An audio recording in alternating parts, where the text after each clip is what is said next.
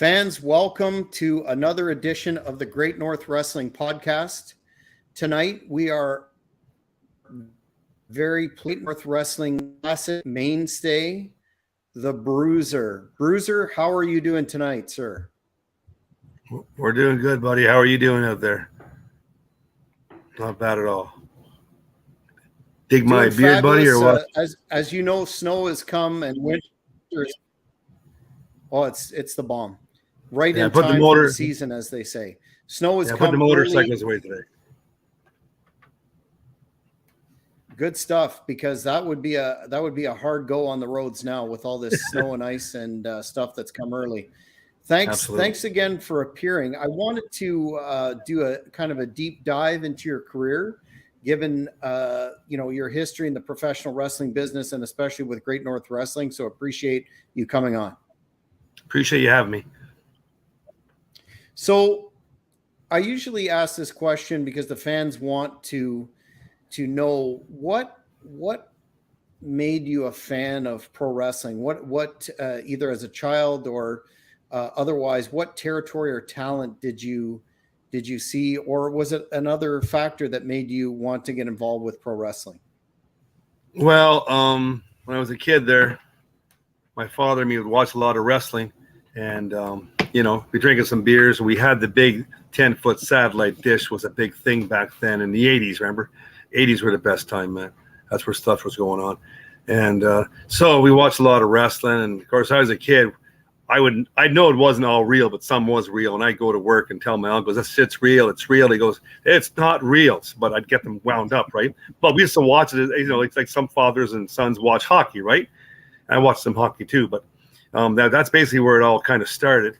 And what actually got me interested getting into the wrestling ring, when I was, becoming into the late 90s there, I was hanging out with bad people. As bad people, bad things are going to happen. So, you know what I mean? They locked me up, threw me in there for about a year or so, came out and, a different kind of guy, back to work. And I thought to myself one night, as a doorman there at a pub there, I don't know if I can say it or not where I was working. Am I allowed to say it? Where I was working? Go ahead.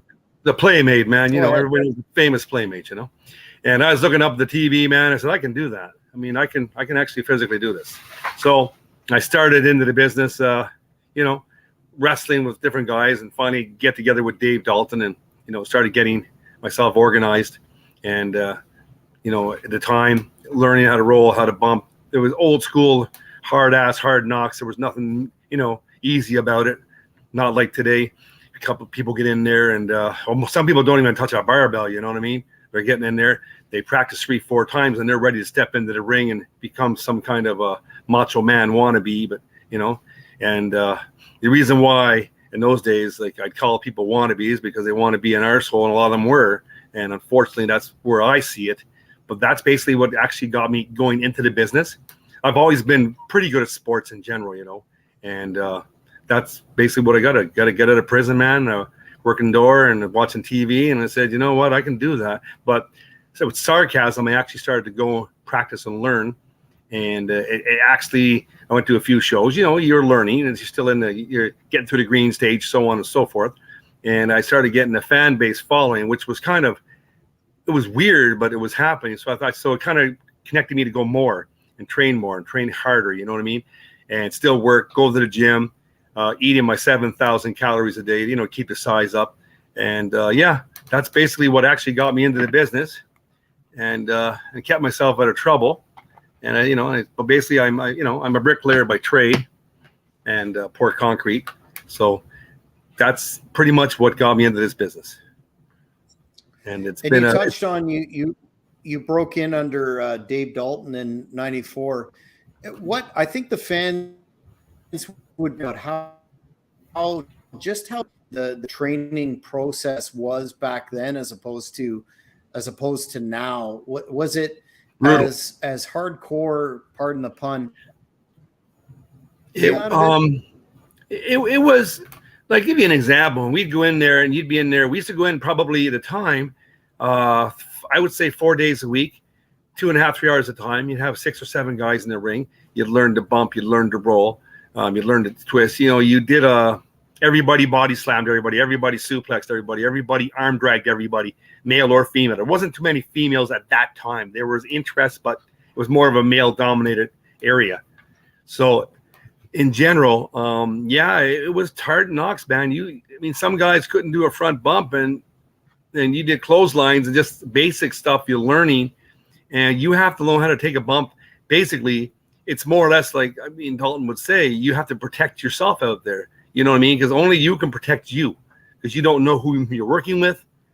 If a mistake happens, you can end up dead in there. It's just not something you just run in and do it.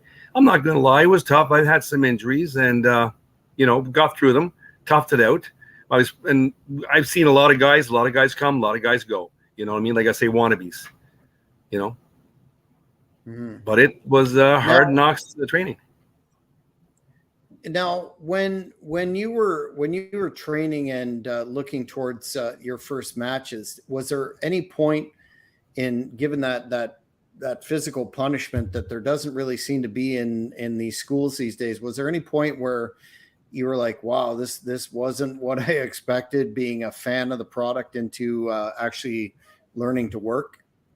At that time, being younger, aggressive. Some arrogance. I mean, you have to have some kind of arrogance and aggression, I guess. It was tough. I mean, the bumps, man, I used to get off and doing the bumps, right? The big backdrops and stuff, man, just making that canvas go boom, you know what I mean? And hear the fans go, oh, that was the draw of it, and that was kept you moving. I think it's just the aggression of it. It's a lot of fun. It's almost like a big playground, like a big ring for men to play in, you know what I mean? And it was enjoyable. I didn't sometimes, as far as the other part of it, you said, was it fun? You heard a lot of people complaining and bitching and running each other down backstage. It was a real dog-eat-dog world, you know what I mean? It was really bad, and it still is that bad as far as I'm seeing on some of the cards I've been on. And what I learned was, when I was backstage, I used to sit there and I'm pretty quiet there. I mean, I talk a lot, I'm gabby, but in general, when I'm backstage, I'm pretty quiet. And I will watch and listen, and I see guys fighting over a wrestling match or somebody got stiffed.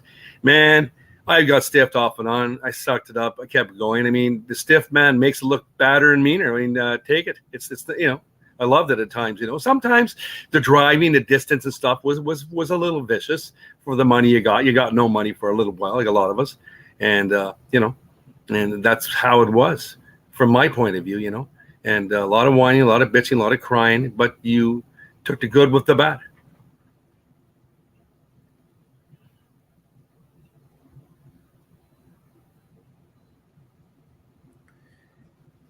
So in terms of, you spoke about paying dues and that sort of aspect of the business. Is it true? I read in doing research for our interview tonight that in Vance Nevada's great book that it was about 40 matches in before you received a payoff. Is that true? Yeah. Hardcore, wanted bad, I've got to put my dues in. It was, it sucked. But the time, if you had pictures and you could sell pictures in time, and a lot of us didn't have a lot of money. I mean, when I got into it, just my wrestling boots alone were a Gino. My whole suit was probably $1,300. So you're $1,300 out, but it was a gimmick. You had to go out with something, characteristic, something that made you who you were when you stood out from everybody else. What made you look different than everybody else? And yeah, the first 40 or so, yeah, for sure, man. I got no money. I mean, I was lucky if you got pizza sometimes, a couple of pints. But there was no, at the time when in the early 90s, there wasn't a lot of money going around. There was too many chiefs, not enough Indians, too many people running their own thing. Everybody, instead of just working together as one big badass group, somebody wanted to be the head honcho. And you'd always have that one guy or a few guys who stood out from the other ones. And that's where I found a lot of jealousy started. You know what I mean? And like I said, if I had to do it again, I might start a bit younger, or I'd go more into the bit of the acting career. But in general, that's how I saw it. And it's a dog-eat-dog world, and I'm sure it still is.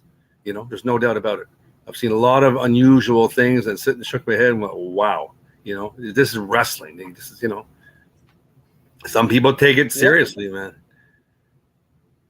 What in terms of your first territories and your first matches, do you have any memories of that moment that you stepped into the ring for the first time? Was it something that felt natural to you, or were you just overcome with nervousness?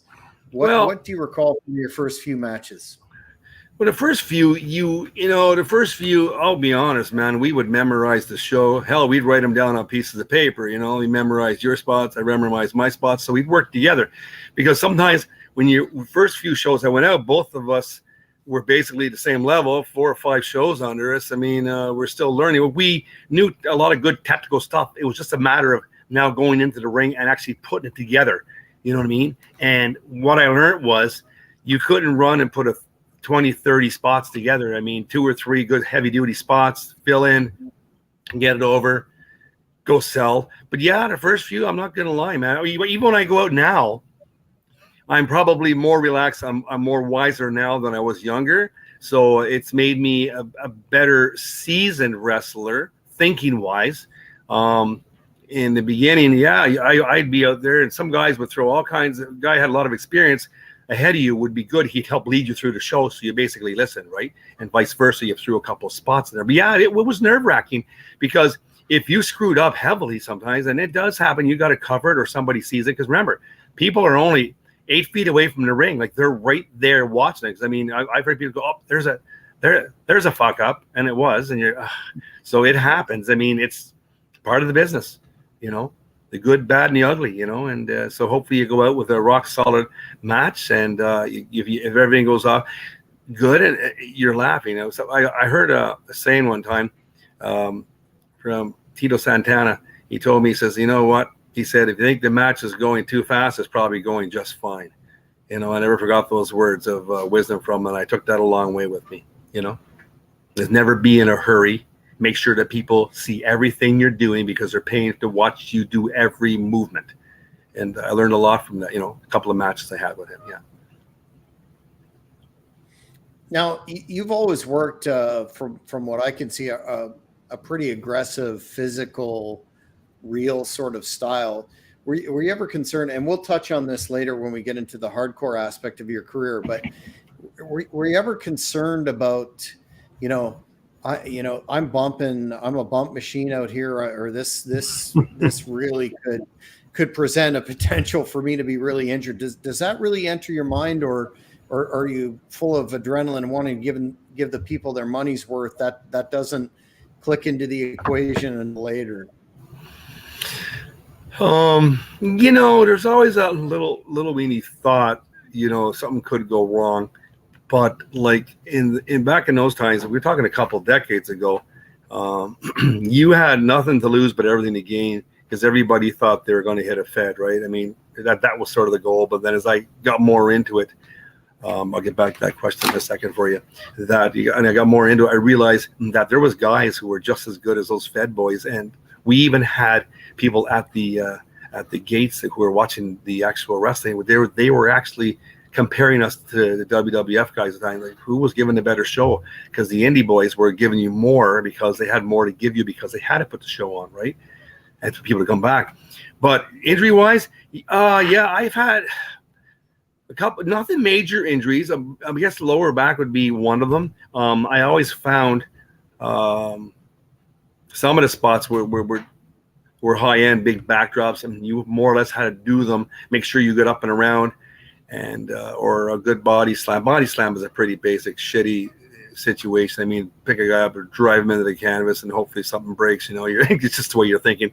But no, you got to be careful on arm drags. You got to make sure that you're positioning yourself as you're moving through the air. You have to try to get yourself into the position, right? Because the chap you're working with will guide you, but the rest is up to you to turn yourself in the air. I've been in a ring with a couple of guys that broke. One guy broke his ankle with me. He didn't bump right. One other guy broke his arm with me. Another guy broke his knee with me in the ring. And I don't think that was anything I did. It was, I think, more or less him not getting himself in that position when he was going into a particular spot. And I've had 3 opponents with me that I can recall. No, one guy lost a tooth actually, but with me. But I mean, it happens.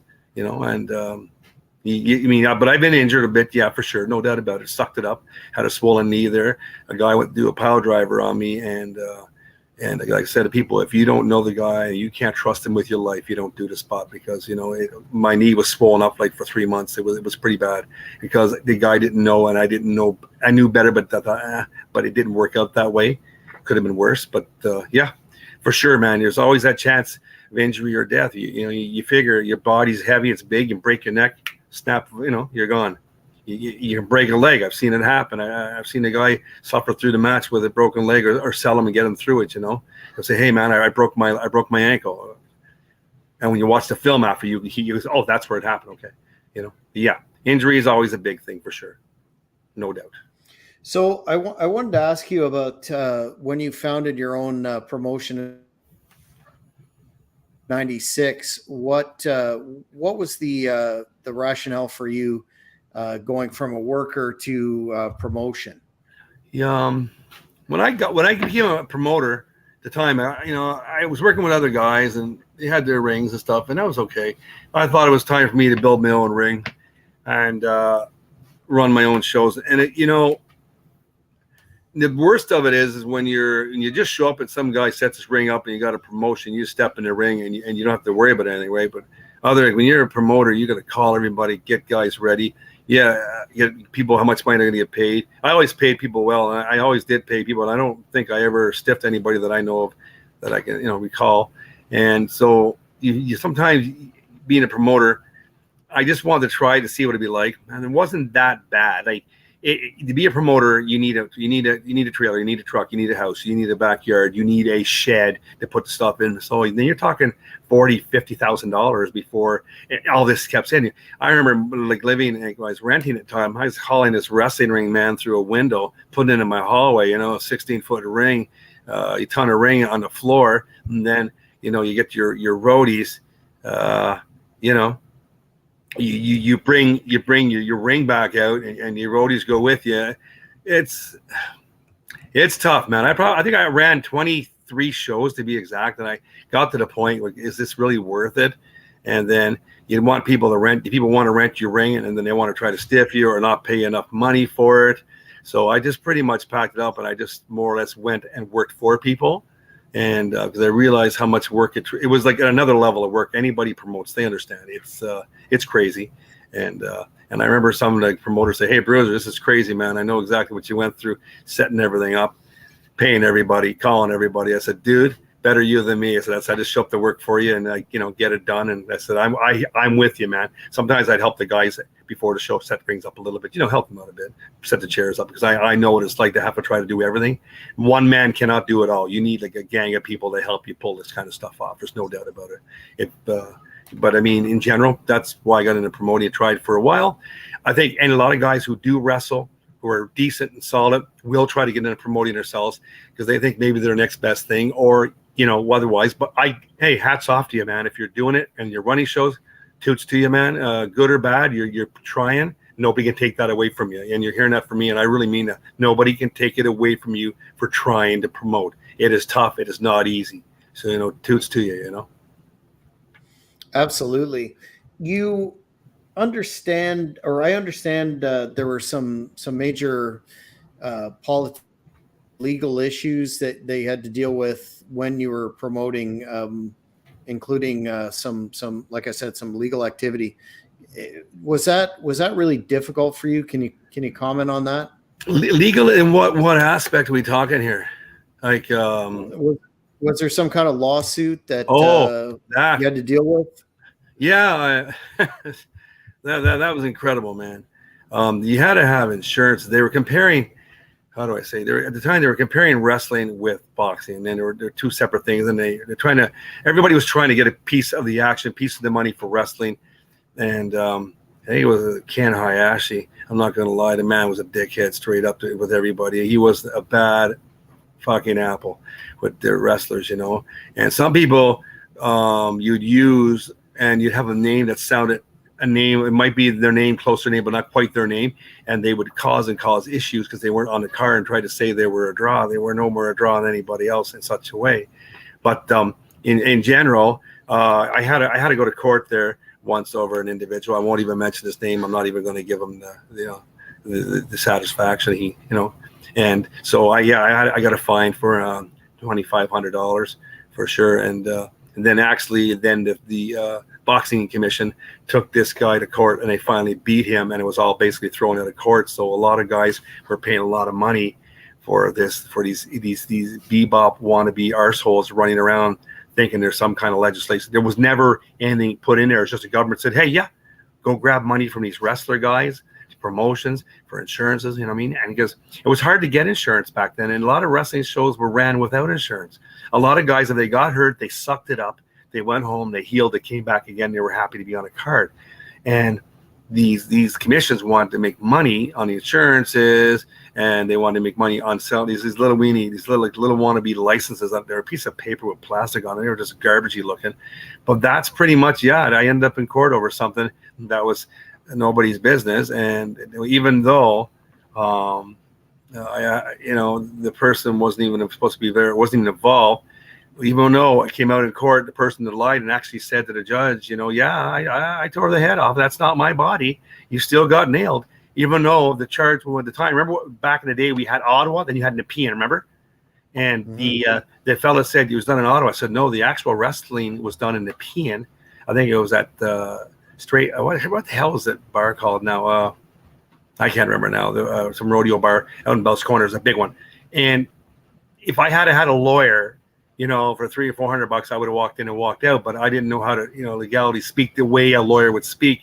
And even though after a lawyer said, it's too bad, you were right there. Had you had that lawyer in there to help you, you would have walked in and walked out in 15 minutes. But I didn't know, I thought Nepean and Ottawa are two different spots. So you charged me for something in your eyes somewhere else in Nepean, and it's not even part of Ottawa. So it's two different areas. So it's just, even I find even the law itself is in there to get the money out of it. You know what I mean? And it is what it is. It's in the past. You know what I mean? Live and learn and move on. And on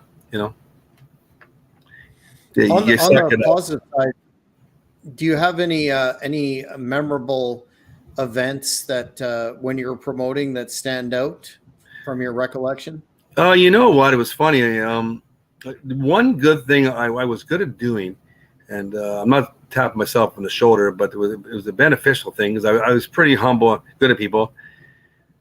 I could sell a lot of tickets. You know what I mean? I could go out and sell 85, 100 tickets. I was capable of doing that on my own. And so that part of it was good, because people would believe in me to come into the show. And sometimes when you tell people about a show that's going to be there, you basically, from my point of view, would have to sell it better. When they came there, you had to make it be that reality. But yeah, I was pretty good at good memorable moments. I met a lot of good guys, you know what I mean? And some are gone now. Some are still, I guess, working or have kids or moved on.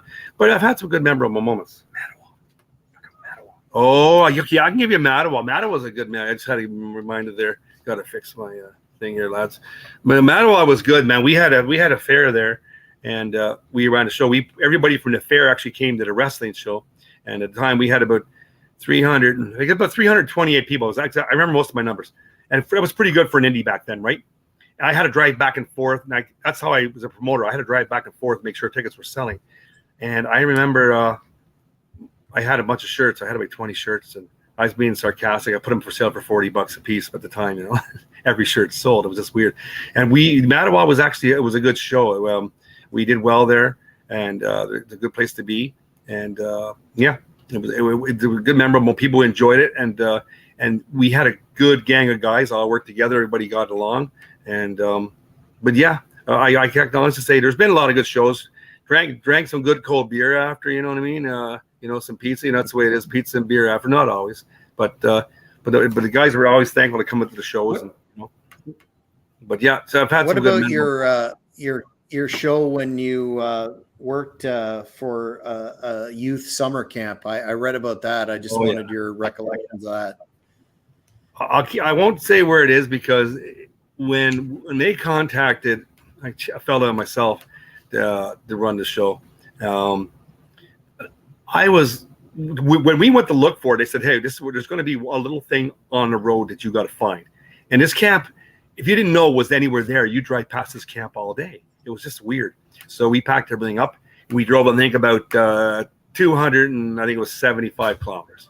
Packed up a truck. We all jumped in it. We had, I think it was like 4 matches at the time. You know, it wasn't a big thing. Didn't need a big thing. They bought the show from us. Back then, people were buying shows from you, it definitely helped. So, long story short, we show up and we go down and we see this little thing on the side of the road. And they said, you'll see something very, very minutely different. And we did. So we knew that's where to go. And the idea of that was they were teaching the children that things come and can happen in the night under your nose. And that was their ideas, I guess, because of the camp and the times and stuff going on. And so we moved in there. We set the ring up at 12 o'clock at night. 2 o'clock, it was all set up and ready. The boys were ready to get in there and give her. And so they brought all the kids, and the kids were, and they said, see, these guys came in under your noses in the middle of the night and set this up, and nobody heard about it. So I guess they were just teaching them something. But yeah, that was a good time, actually. It was a bot show, so it was pretty straightforward. And once again, being a promoter, helping my chum out, it went over pretty well. Yeah, it was a very unique place. Had we missed that little inkling thing there, we would have never found this. We would have never found where to go. It was just this. I won't even say what it was, but I told him I'd keep it quiet even this day. It's a camp. Nobody knows. You can't find this camp unless you are those individuals. I don't mean that in a bad way, but those not type of people. How would I say it? Nationality, I guess, or whatever. But they had a camp. For them, it was a safe place, and that's where it was at. And we saw that little thing on the side of the road. That's it. And it was just, we hadn't seen it. We would have went right past it, and probably wouldn't have been a show there. Yeah, so that was a very unique experience for sure. Yeah. Sounds like it. Now, I understand you wrestled in medieval times and had some interesting matches there. Can you comment on some of those? Medieval times, that was a pretty badass place, and I think the group was called Canadian Pro Wrestling, I think it was, and it was hardcore for sure, man. We had VCRs and shovels and shit like that. It was pretty brutal, and they were bringing in some of the ECW boys, and that was a pretty big trip for a lot of us, right? They brought them in, and they were happy to meet us. We were happy to meet them, shaking hands, good lads, and they had the Toronto Sunshine Girls there. We had City TV there everywhere. That's how it kind of went down, right? And they'd be filming this. And the floor, man, the floor would have well over 1,200 people jam. It was packed. You'd think these horses would come out, and they had a big entourage before you even get up to the ring. And you have a couple thousand people. It was packed. I think we might have had 4,000 people there. It was one of the biggest crowds we saw for a big indie, but. And yeah, man, out there, it was all those matches were hardcore, and you respected the ECW boys because you had to run hardcore with these guys. You know what I mean? And so I remember one match we had there, and I can't remember the chap's name. It was Dan something or other. I had a big old VCR. We took this VCR apart, took all the stomach and guts out of it because I had to jump off the rope and smash him in the head, and I thought, fuck, we're going to kill this guy. All this shit in there. So we get in the back. The guys are taking it apart, taking the pieces all out. And VCRs were kind of heavy back then. They were tough old things. So we all the guts out of them. So I'm doing a spot, man. I'm up on the rope, and I'm up there, and there's everybody's screaming, and they started screaming ECW, and it was kind of cool.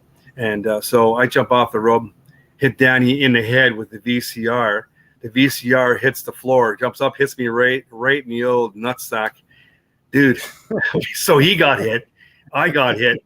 I had to suck it up, man. I think one of my olives came right up into my mouth, and I was like, "Holy!"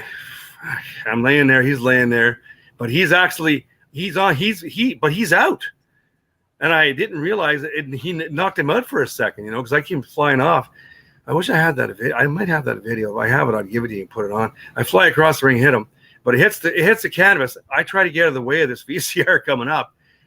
It just catches me right in the old gladiolas, and that's it, man. And I'm holding on to my nutsack, and and nobody had noticed this, but I didn't know that Danny was laying there for about 5 or 6 seconds out. And good thing I laid there because it would have been an easy pin, and he jumps up, and we continued on with the match, you know what I mean? And he picked me up. I remember body slammed me through a table, you know what I mean? So that was a kind of a rush, because at that time, everything was hardcore and people just wanted to see the brutality of what it was. And at that time, that group was bringing it, you know what I mean? And the guys were really good guys, humble. I had a good time meeting them, you know what I mean? A couple of beers, you know what I mean? Guys were smoking a couple of swaggers, but good lads, you know what I mean? They were living the moment. And I respected the guys, you know, and it was nice to be with them. I can recall in medieval times, I did I think it was about 5 or 6 shows. And they had, I can't remember the guy's name. He was an announcer in the ring. I remember when Stevie says, go out to the ring and do an interview with him. Well, I didn't realize this guy dressed up as a wrestler was City TV, you know, microphone dude. And the place was packed, right? So I was going to do a spot for them, and I going to grab him. He goes, no, dude, I'm not a wrestler. I was going to put a spot together, just something simple for TV, right? And he's dead now. He passed away, but I didn't know at the time. But City TV was big back then. They were there at a few of our events, and yeah, and it was that time.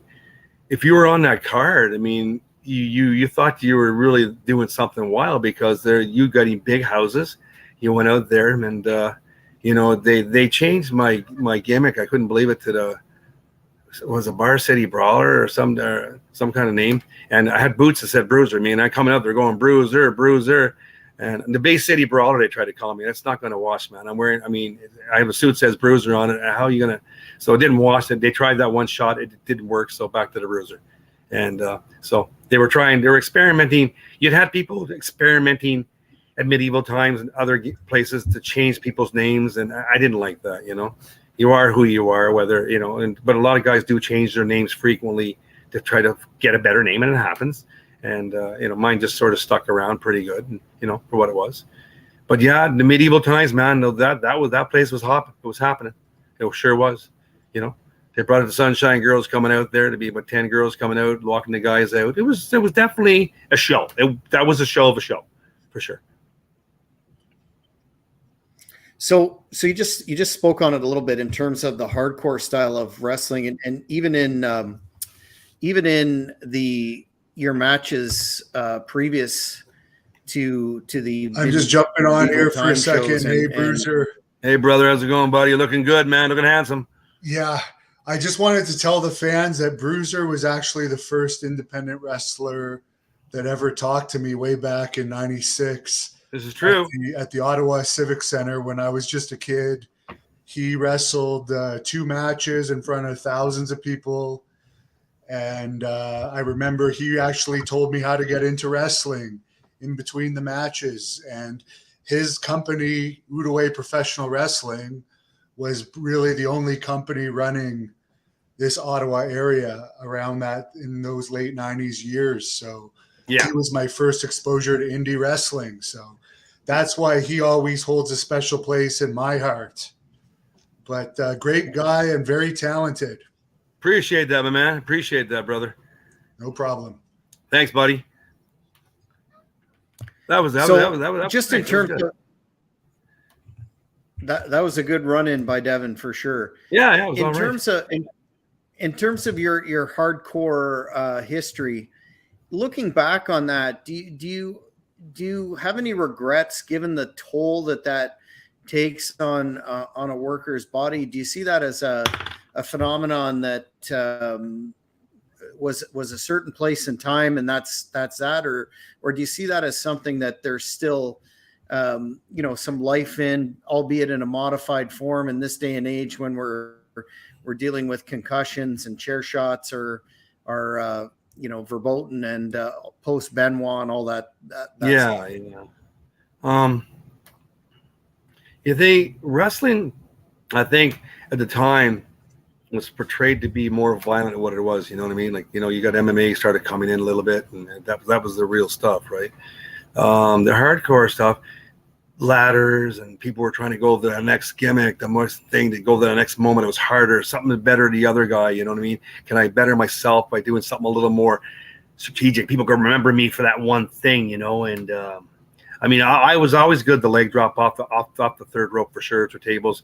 across your throat. For some reason, I just had a good gimmick for that. But you had to be careful. On that hardcore kind of stuff, you didn't break your back, or your spine.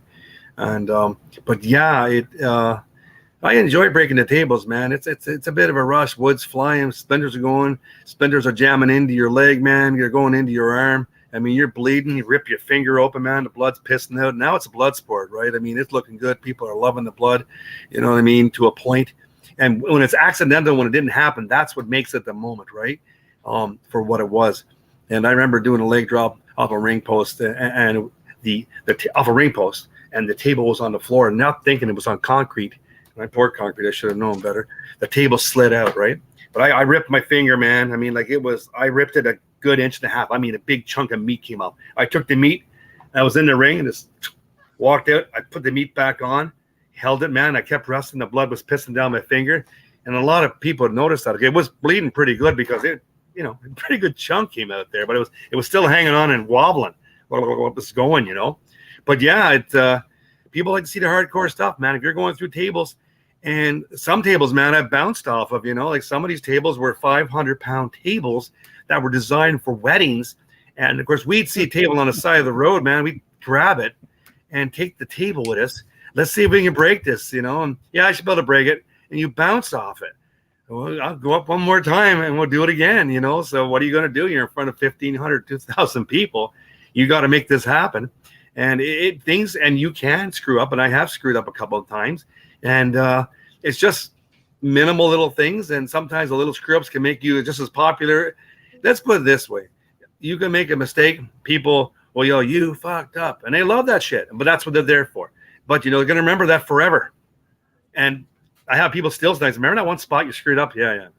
Not the spot I did was good, but you get people who love either way of it. And, and I learned really fast, man. I made a mistake, but fucking people loved it because I'm human, and they won't forget me for that. Did you remember that fucking spot he fucked up large? Wow, man. But you know what? But to this day, people still mention it. I go, yeah, it was a moment for sure, And sometimes it's like you can do 100 really good things, and people don't know who you are to see it and know who you are in general. People who watch it or study wrestling, and you do one really bad spot, man, and everybody remembers you forever.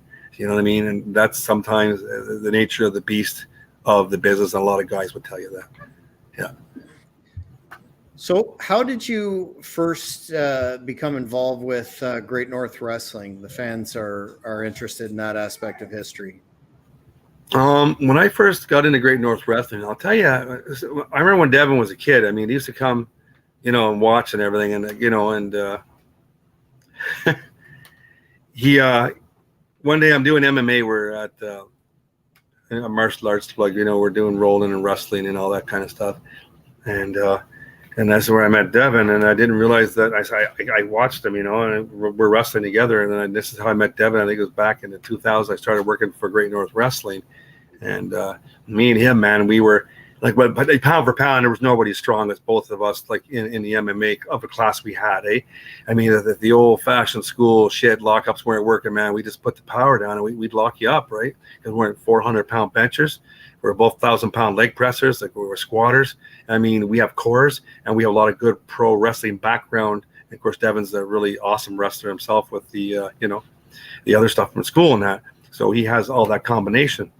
And so they used to always put me and Devin against each other. I was like 240 and Devin was like 290.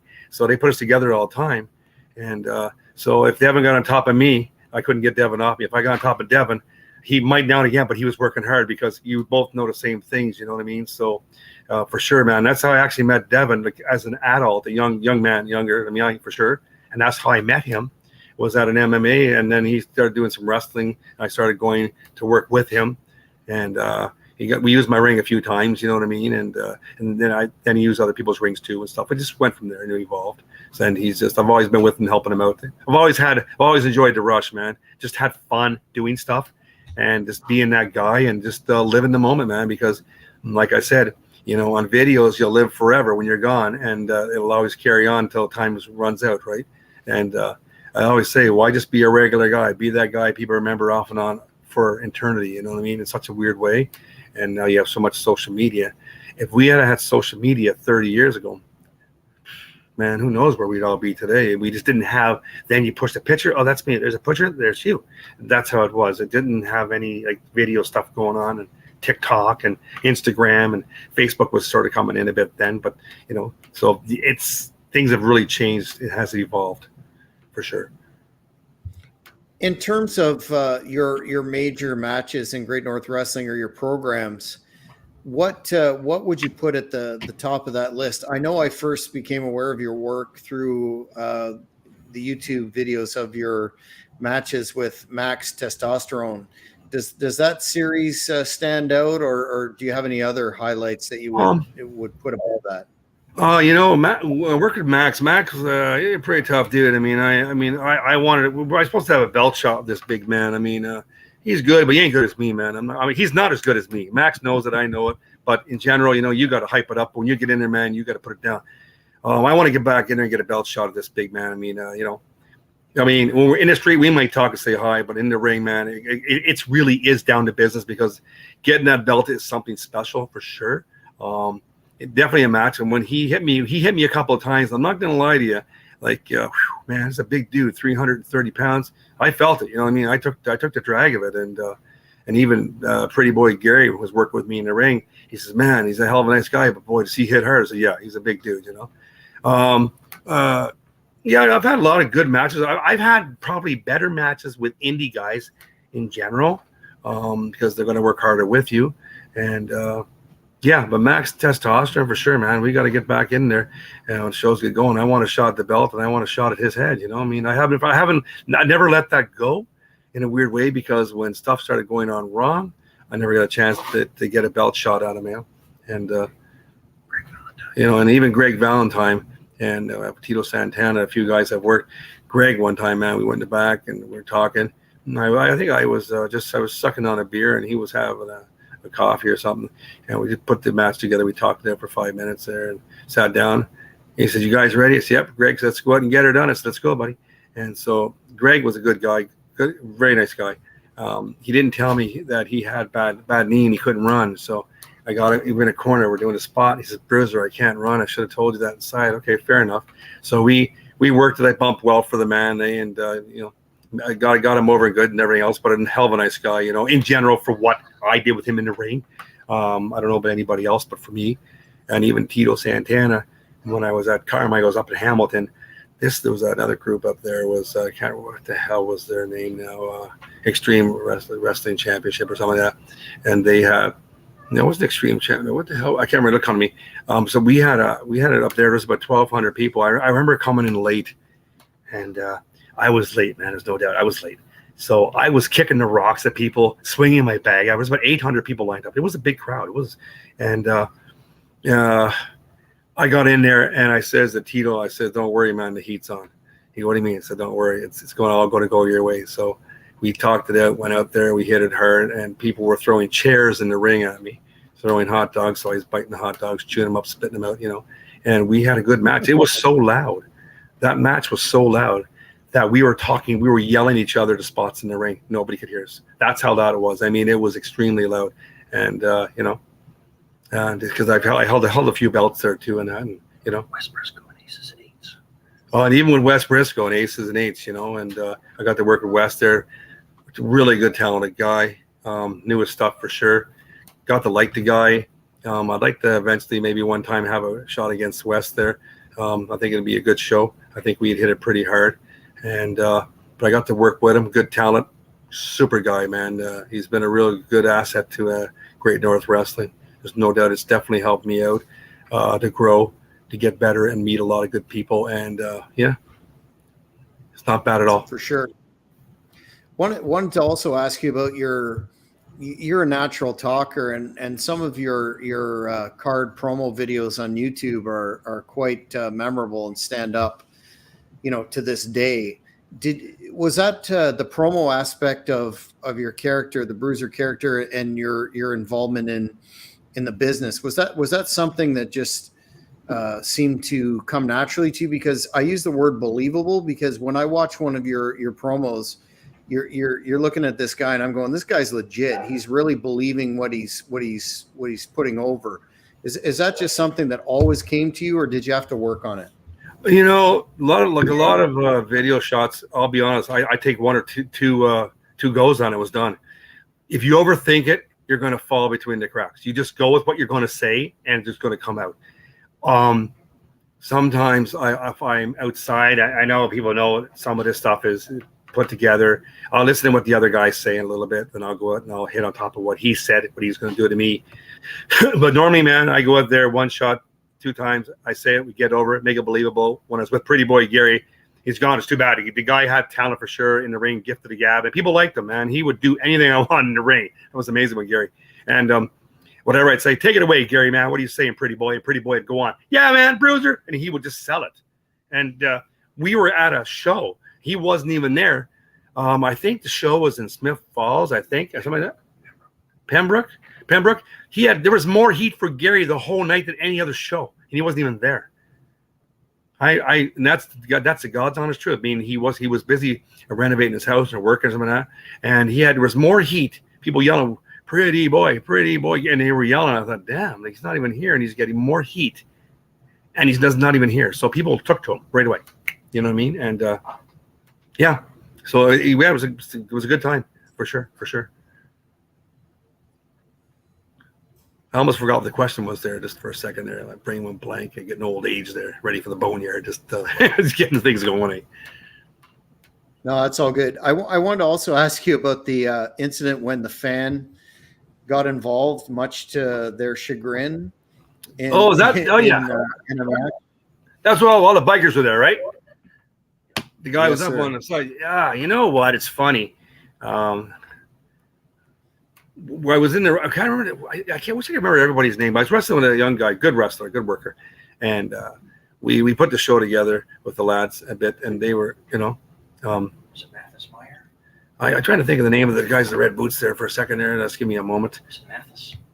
Memphis, is it? Mathis Meyer. Mathis Meyer. And we're working the guys of Hawkesbury, and I said to them, I said, man, you know, as far as I was concerned, I'll be straight shit as it is. I mean, they shouldn't even be in the fucking ring. I mean, they didn't have enough experience. I'm not afraid to say it. And I got injured from that guy because he didn't know what he was doing. Another show.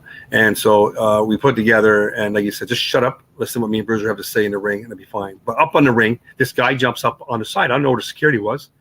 And people were kind of saying stuff, oh, you threw an old man off the ring. The thing was, I was older than he was.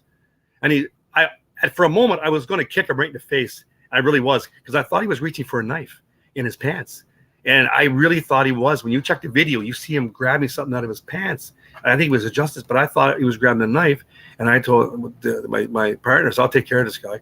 So I threw him off of one arm. I was pretty pissed. To throw something off of that one arm, it took a little bit out of me. I was angry. And I remember Hannibal said, man, the worst of it was the worst show of the night, but the worst it was, had he not been in there, it would have been the best match of the night because everything was perfect other than that guy jumping up. And that was a good show because there was like tens of thousands of people there. It was pretty cool. But yeah, that guy won't forget me, that's for sure. He's lucky I didn't kick him in the head. I really wanted to, but I thought, is that my character? I wanted to. What do I do here, you know? So I just threw him off the ring, and, you know, he bitched and whined for an hour after. Well, like they say, the minute you try and become part of the show, you know, all bets are off. Exactly. Wanted to get your thoughts on the business today and the state of wrestling as it relates to mainstream fans. It's not like it was in the glory days of the 90s, although, you know, the two major companies have lucrative contracts, et cetera, but what do you think needs to happen in order to, if it's possible, to expand the popularity of pro wrestling again, to become more of a populist product? I would say, from what I'm seeing, and I'm watching other indie shows too, and other guys doing stuff, the guys are getting braver. They're doing more spots and things we haven't seen, and they're coming up with ideas, which is great. People want to see really cool ideas in the ring, right? And I think you're going to have to go back to a bit of old school, new school. Guys are going to, I believe, from my point of view, some guys are going to have to hit the gym a little bit harder, you know, and get a little more size. And I'm not kind of bash anybody. And I mean, I went to the gym, I trained hard, an hour and a half, 2 hours a day. I hit a lot of sets to get the size I have. There's no doubt about it. Determination, and you got to want it. I would say you're going to have to go back to maybe some unusual kind of hardcore stuff to get it. I mean, but I think everybody's done everything. I mean, what more can you do? And people run into vehicles. They go through tables. They go through glass. They fall through lights. I mean, I think you're going to have to bring it to another level. I feel in just Canada itself, Ontario's got enough fantastic young wrestlers today that if they could work together, but you're always going to have that one group that wants to monopolize, which is understandable. You have enough good wrestlers in Ontario, man, that they could really, I believe, could give a big Fed a really good run in Ontario. You know what I mean? But it comes down to money, time, promotion, advertising. I mean, I've been there, and where to go. And I've always told a lot of young wrestlers, man, I said, go to places in the world where nobody else wants to go to wrestle, and that's where you got to make your name. If you think, and I've said this before, a lot of guys, young kids will tell you, you think you're going to make WWE, WWF? We all sort of thought that. Not necessarily. Some will, some won't. Some guys should be there. Some guys aren't there. But in general, you got to go places where nobody else wants to go. And what that means, if you got to go across the ocean, man, 15 hours on a plane, and you can get there, and you go. And you show you what you got over there, because everything now is social media. You have it in your hands. It's just figuring out how you're going to get there. Because nowadays, there's promotions all over the world, and there's some places where there's nobody has any competition. They're running by themselves. There's nobody to compete with them, And there's some groups that have like lots of money. Their governments give them money to run shows, and so what do you do, right? So you got to go back to hardcore, good training, technical. A big thing about wrestling, you got to be technical. A lot of guys want to run, but a lot of spots in a ring. Learn to work on the floor. Learn to work on the mats. What are you not seeing? You don't see guys work on the mats anymore. You don't see that. I've noticed that, and I try to bring back to working on the mats a little bit, the takedowns, the holds, selling. You know what I mean? And selling's a big thing too, to be able to get the crowd moving. Like when a crowd's out there, if I'm coming out, I'll give you an example. I'll study the crowd. When I study the crowd, sometimes if I'm the first match out, I'm the guy that's got to get that house moving. And Hannibal says, "You're going out, man. I want this house moving. I got to get it moving." Even if I do one spot and I can piss everybody off and get them moving, whichever way I'm going, face or heel, that's my job, to get you over and get that house moving for the second match. Once you get them moving and say, "Man, they're moving," you got it. And the other thing is, I find some of the matches go too long. Like they're up, they're down. When you got the crowd up, boom, take it home. Get out of there. Keep them on a good high note. If you could be amazing wrestlers and go in there and work for 15, 20 minutes, people are going to get bored. Give them what their high spots, 8 minutes in and out. Because part of the thing is going out and selling who you are, get to the ring, get it done. And I believe that's the part where we're missing. Like I got to see a couple of WWE shows, and I watched the guys come out pretty darn good, man. They put a good show coming out. They're selling themselves. They're giving the people a show before they get to the ring, and that's important. Very important. So I think a bit of hardcore, go back and to new school, work together. The guys got to hit the gyms a little more. And I'm not trying to be critical. I mean, but they have to, and these guys who wrestle 8 or 9 practices, stay out of the ring. You're going to hurt somebody or end up dead yourself. I'm just giving you, it's, people have died. I mean, and I went into rings with guys who've had 4 matches. I don't know what to do. What the fuck are you doing in here? Who let you on the card? Show up and you're in there. But I mean, it happens, right? So you work with what you got. Yeah, I couldn't agree with you more in terms of some or most or whatever wrestlers not passing the eye test these days. Definitely not the same in terms of hitting the gym like you're talking about, or selling. It seems to be a lost art, in addition to psychology in general. But we're almost at the end of our hour, but I wanted to ask this question to kind of close out, and that is, do you have any matches left in the tank? And if so, what's next for the Bruiser? Man, I have lots of gas left in the tank. I feel as you get older, a lot of young kids don't want you in the ring. I'm not going to lie, man. If I go in the ring and I start flexing the guns and you got, like, sorry to say, a little chicken there is 15, 16 inches, I'm running 19 and a half pumped up, man. I mean, I'm looking like a monster at my late 50s, almost 60, for God's sakes. because I'm trading, man. I mean, so I'm putting it out there. But yeah, I got lots in the tank. You know what I mean? I have injuries, but I'm still there. I'm doing a few little stints there, like little movie things coming up. And once they're actually done, the little short movies, I will let you know what they are. And because I want to make sure everything gets on board first before I start flapping my mouth off. But so yeah, so I'm doing those things too.